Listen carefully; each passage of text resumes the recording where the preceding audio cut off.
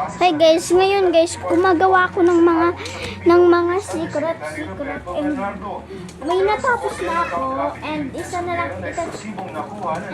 lang itatapusin ko. Yan, ito siya.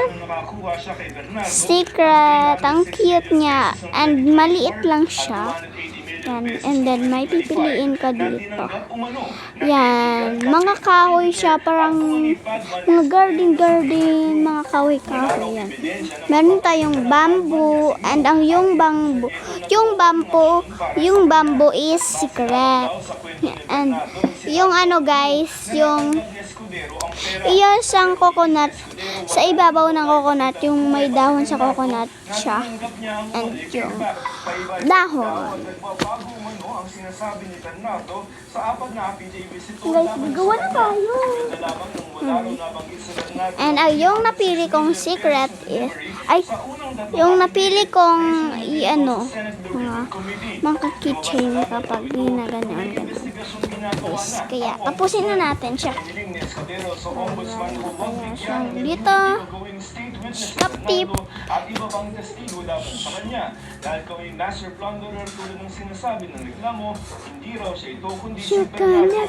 Si Bernardo raw ang most creepy sa mga individual na tawag sa flood control project. Sabi pa ni Escudero kung siya raw ang master plunderer, bakit kalahating bilyong piso ang sinasabing natanggap niya kumpara sa inamin mismo ni Bernardo na tumanggap siya ng lampas 1 bilyong piso. Hinihingan pa namin ng panig ang kampo ni Bernardo at ang ombudsman. Pag-aaralan pa ng ombudsman ang kontrasalaysay nito ni Senador Escudero para malaman kung may sapat na basihan para sampahan siya ng kaso sa Sandigan Bayan. Joseph Morong, nakatutok 24 oras. Sa paripayagan ng Senado, sasamantalahin ng pulisya ang online na pagdalo ni Senador Bato de la Rosa sa mga sesyon para matuntun siya at maaresto. Nakatutok si Maki Pulido.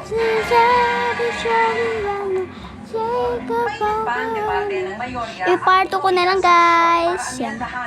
Nadali na oowas kaya pusin lang natin siya. Ang duda ng minorya, ginagawa ito para Kita niyo yung bato? mapindutin ang boto ng ilang miyembro ng mayorya na nakaharap sa samut-saring kaso, investigasyon, pati na arrest warrant tulad ni Senador Bato de la Rosa. Pero kung manaigman ang gusto ng mayorya, di dyan nagtatapos ang kwento. Sabi kasi ng Philippine National Police, oras na mag-online si De La Rosa para makalahok sa sesyon. Gagamitin nila ito para matuntun kung saan siya nagtatago. We will try to assert in his whereabouts or his location Iparto ko na lang. using the link or whatever.